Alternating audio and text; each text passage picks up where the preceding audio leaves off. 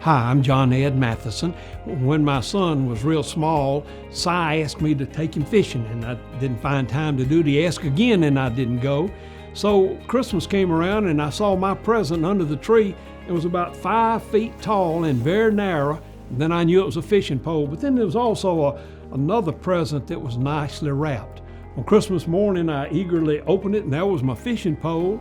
And then I opened the other package, and they had some live worms. He wanted to be sure that I was ready to take him fishing.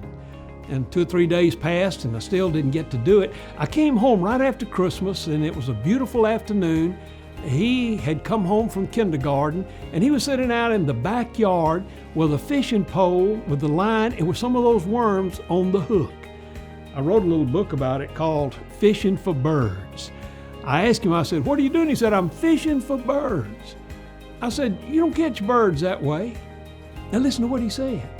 "Why not? You use worms and a hook to catch fish, and fish like worms. Birds like worms. Why can't you catch them with a hook?" You answer that.